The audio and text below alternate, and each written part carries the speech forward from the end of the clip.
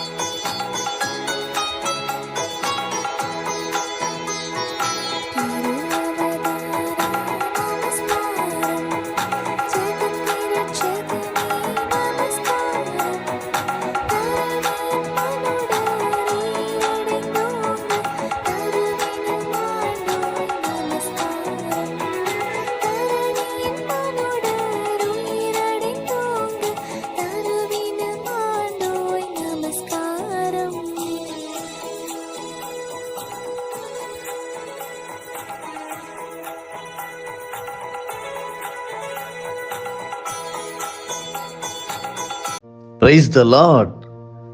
தினம் ஒரு சத்திய வார்த்தை. ஜெபம் செய்வோமா? எங்கள் கன்மலையும் எங்கள் மீட்பருமாகிய கர்த்தாவே, அடியேனுடைய வாயின் வார்த்தைகளும் எங்கள் எல்லாருடைய இருதயத்தின் தியானங்களும் உம்முடைய சமூகத்தில் பிரீதியாயிருப்பதாக. ஆமேன். இந்த நாளுக்குரிய சிந்தனையின் தலைப்பு, உன்னதமானவருக்கு பிள்ளைகள் ஆவோம். ஆதார வசனம் லூக்கா 6:35. உன்னதமானவருக்கு நீங்கள் பிள்ளைகளாய் இருப்பீர்கள். Luke 6:35. You will be sons of the Most High. முதலாவது தியான பகுதியாக லூக்கா எழுதின சுவிசேஷம் 6வது அதிகாரம் வசனங்கள் 27 முதல் 36 வரையிலும் படிக்க கேளுங்கள். எனக்கு செவி கொடுக்கிற உங்களுக்கு நான் சொல்லுகிறேன், உங்கள் சத்துருக்களை சிநேகியுங்கள், உங்களை பகைக்கிறவர்களுக்கு நன்மை செய்யுங்கள், உங்களை சபிக்கிறவர்களை ஆசீர்வதியுங்கள், உங்களை நிந்திக்கிறவர்களுக்காக ஜெபம் பண்ணுங்கள். உன்னை ஒரு கணத்தில் அறைகிறவனுக்கு மறுகணத்தையும் கொடு, உன் அங்கியை எடுத்துக் கொள்ளுகிறவனுக்கு உன் வஸ்திரத்தையும் எடுத்துக்கொள்ள தடை பண்ணாதே. உன்னிடத்தில் கேட்கிற எவனுக்கும் கொடு, உன்னுடையதை எடுத்துக் கொள்ளுகிறஇடத்தில் அதை திரும்ப கேளாதே. மனுஷர் உங்களுக்கு எப்படி செய்ய வேண்டும் என்று விரும்புகிறீர்களோ அப்படியே நீங்களும் அவர்களுக்கு செய்யுங்கள். உங்களை சிநேகிக்கிறவர்களே நீங்கள் சிநேகித்தால் உங்களுக்கு பலன் என்ன? பாவிகளும் தங்களை சிநேகிக்கிறவர்களை சிநேகிக்கிறார்களே. உங்களுக்கு நன்மை செய்கிறவர்களுக்கே நீங்கள் நன்மை செய்தால் உங்களுக்கு பலன் என்ன? பாவிகளும் அப்படி செய்கிறார்களே. திரும்ப கொடுப்பார்கள் என்று நம்பி நீங்கள் கடன் கொடுத்தால் உங்களுக்கு பலன் என்ன? திரும்ப தங்களுக்கு கொடுக்கப்படும்படியாக பாவிகளும் பாவிகளுக்கு கடன் கொடுக்கிறார்களே. உங்கள் சத்துருக்களை சிநேகியுங்கள், நன்மை செய்யுங்கள், கைமாறு கருதாமல் கடன் கொடுங்கள், அப்பொழுது உங்கள் பலன் மிகுதியாயிருக்கும். உன்னதமானவருக்கு நீங்கள் பிள்ளைகளாயிருப்பீர்கள். அவர் நன்றி அறியாதவர்களுக்கும் துரோகிகளுக்கும் நன்மை செய்கிறாரே. ஆகையால் உங்கள் பிதா இரக்கமுள்ளவராய் இருக்கிறது போல நீங்களும் இரக்கமுள்ளவராய் இருங்கள்.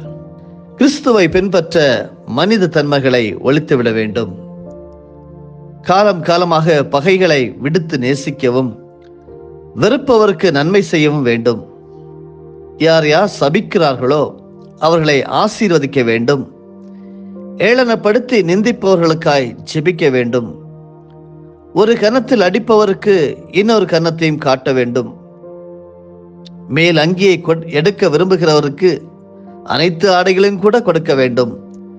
இருப்பதை கொடுக்க வேண்டும், கொடுத்ததை திரும்பி கேட்கக்கூடாது. மற்றவர்கள் நமக்கு எதை செய்ய வேண்டும் என நாம் நினைக்கிறோமோ அதை நாம் மற்றவர்களுக்கு முதலாவது செய்ய வேண்டும்.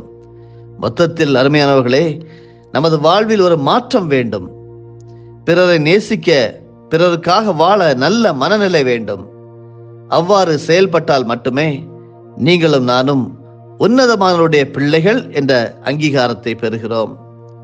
நன்மை செய்யுங்கள், கடன் கொடுங்கள், சிநேகியுங்கள். இன்று தியான பகுதியாக நாம் வாசிக்க கேட்ட லூக்கா 6வது அதிகாரம் வசனங்கள் 27 முதல் 36 வரையில் உள்ள பகுதியை படிக்கின்ற பொழுது, ஆண்டவராகிய இயேசு கிறிஸ்து அவருடைய வார்த்தைகளுக்கு செவி கொடுக்கிற பிள்ளைகளுக்கு இரக்கமுள்ளவராய் இருக்கிறார். அவர்களை பிள்ளைகள் என்று சொல்லி அழைக்கிறார். உலகத்தில் வாழுகின்ற மக்கள் நமக்கு தீமை செய்கின்ற நேரங்களில் நாம் தீமைக்கு தீமை செய்யாமல் அவர்களுக்கு நன்மை செய்ய வேண்டும் என்று இயேசு கிறிஸ்து இந்த பகுதியிலே நமக்கு கற்றுத்தருகிறார். நாம் நம்முடைய பகைஞர்களை சிநேகித்து நாம் அவர்களுக்கு நன்மை செய்தால் மாத்திரமே நாம் அவருடைய பிள்ளைகளாக இருக்க முடியும் என்பதை ஆழமாக கற்றுக்கொள்கிறோம். ஆகவே இப்பொழுது நாம் தியானித்துக் கொண்டு இருக்கும் போதே ஒரு தீர்மானத்தை எடுப்போம். அவருக்கு செவி கொடுத்து ஆண்டவருடைய பிள்ளைகளாய் என்றும் வாழ நிச்சயமாகவே அவர் நமக்கு உதவி செய்வார். ஏனென்றால் உன்னதமானவருக்கு பிள்ளைகளா ஆகக்கூடிய பாக்கியம், அதை விட பெரிய பாக்கியம் உலகத்தில் இருக்க முடியாத அருமையானவர்களே. நிச்சயமாகவே நம்முடைய பலன் மிகுதியா இருக்கும். ஏனென்றால் நாம் பிள்ளைகளா இருக்கிறோம் என்று சொல்லக்கூடிய அந்தஸ்திலே அவர் நமக்காக எல்லாவற்றையும் செய்து முடிக்கிறார். அதே போல எரேமியாவின் புஸ்தகத்திலே 10வது அதிகாரம் வசனம் 19 ஒரு வாக்கியம் உண்டு. நீ திரும்பினால் நான் உன்னை திரும்ப சீர்படுத்துவேன் என்று. நம்முடைய வாழ்க்கையை சீர்படுத்துகிற தேவன். எரேமியா 15வது அதிகாரம் வசனங்கள் 10 முதல் 21 வரையிலும் படிக்க கேளுங்கள். என் தாயே, தேசத்துக்கெல்லாம் வழக்குக்கும் வாதுக்கும் உள்ளானவனாய் இருக்கும்படி என்னை நீ பெற்றாயே. ஐயோ, நான் அவர்களுக்கு வட்டிக்கு கொடுத்ததும் இல்லை, அவர்கள் எனக்கு வட்டிக்கு கொடுத்ததும் இல்லை. ஆனாலும் எல்லாரும் என்னை சபிக்கிறார்கள். உன்னில் மீதியாயிருப்பவர்கள் நன்மை அடைவார்கள்.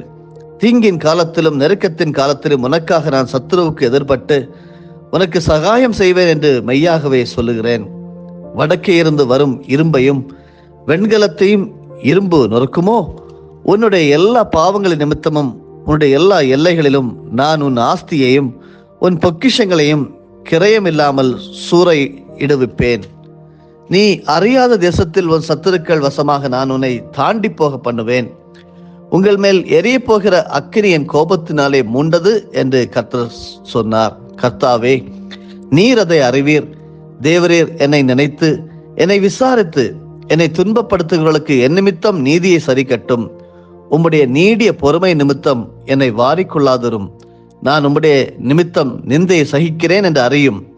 உம்முடைய வார்த்தைகள் கிடைத்தவுடனே அவைகளை உட்கொண்டேன். உம்முடைய வார்த்தைகள் எனக்கு சந்தோஷமும் என் இருதயத்துக்கு மகிழ்ச்சியுமாயிருந்தது. சேனைகளின் தேவனாகிய கர்த்தாவே, உம்முடைய நாமம் எனக்கு தரிக்கப்பட்டிருக்கிறது. நான் பரியாசக்காரருடைய கூட்டத்தில் உட்கார்ந்து களி கூர்ந்ததில்லை. உமது கரத்து நிமித்தம் தனித்து உட்கார்ந்தேன். சலிப்பினால் என்னை நிரப்பினீர். என் நோவு நித்திய காலமாகவும் என் காயம் மாறாத கொடிய புண்களாகவும் இருப்பானேன்.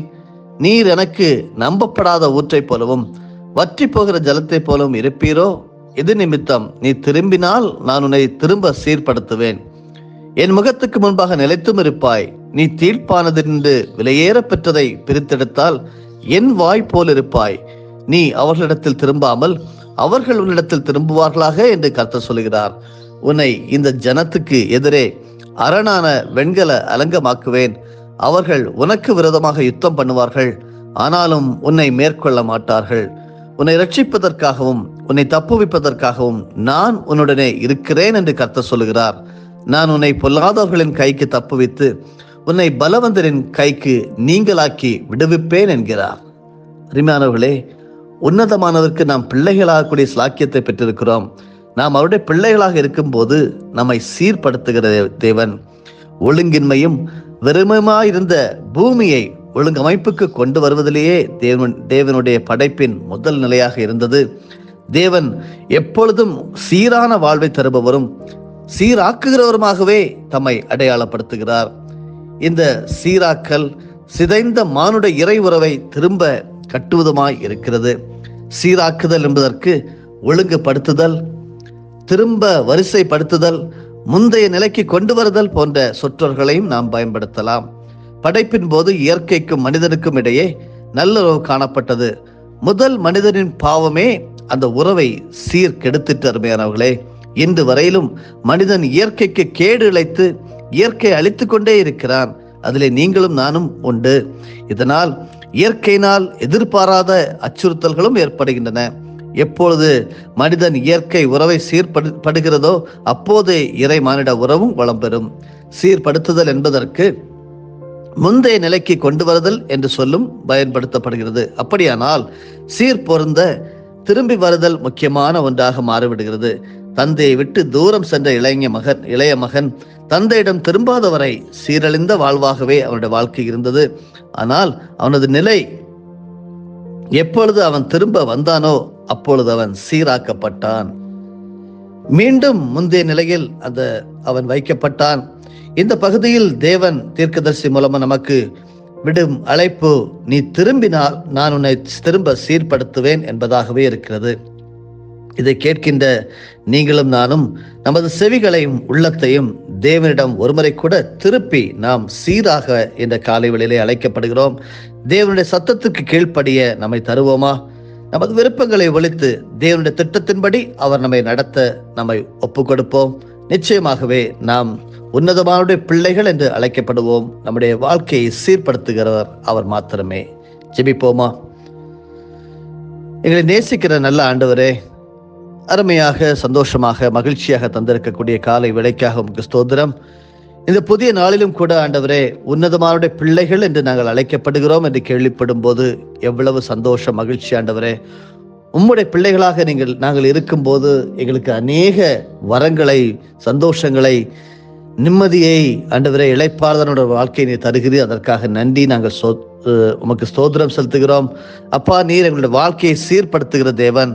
ஆண்டவரே, எங்களை மேற்கொள்ளாதபடி, யாரும் எங்களை மேற்கொள்ளாதபடி எங்களுக்கு விரோதமாக நீர் யுத்தம் பண்ணுகிறவர். எங்களை ரட்சிப்பதற்காக, எங்களை தப்புவிப்பதற்காக நீங்க எங்களுடனே இருக்கிறேன் என்று சொல்லக்கூடிய வார்த்தைகள் எங்களை தேற்றுகிறதாப்பா. நீங்க எங்களை பொல்லாதவருடைய கைக்கு தப்புவித்து எங்களை பலவந்தரின் கைக்கு நீங்களாக்கி விடுவிப்பேன் என்று சொல்லுகிறரே. ஸ்தோத்திரம், ஸ்தோத்திரம் அப்பா. இதெல்லாம் நாங்கள் திரும்பினால் ஆண்டவரே நீர் எங்களை சீர்படுத்துகிறீர் என்று சொல்லி கற்றுக்கொண்டோம். ஆண்டவரே, உம்மை விட்டு விலகி சென்றிருக்கக்கூடிய வழிகள் எல்லாவற்றிலிருந்து நாங்கள் திரும்பி வரும்படியாக அதன் மூலமாக நீர்களை சீர்படுத்தி பலப்படுத்தி உயர்தலங்களில் நடத்துகிறவர் என்று சொல்லி நாங்கள் கற்றுக்கொண்டோம். அப்படி செய்கிற தேவனுக்கு ஸ்தோத்திரம். எல்லா துதிகர மகிமை உமக்கே செலுத்துகிறோம். இயேசு இரட்சகர் மூலமே பிதாவே, ஆமேன். என் ஆத்துமாவே கர்த்தரை ஸ்தோத்தரி, என் முழு உள்ளமே அவருடைய பரிசுத்த நாமத்தை ஸ்தோத்தரி. என் ஆத்துமாவே கர்த்தரை ஸ்தோத்தரி, கர்த்தர் செய்த சகல உபகாரங்களையும் மறவாதே. ஆமேன்.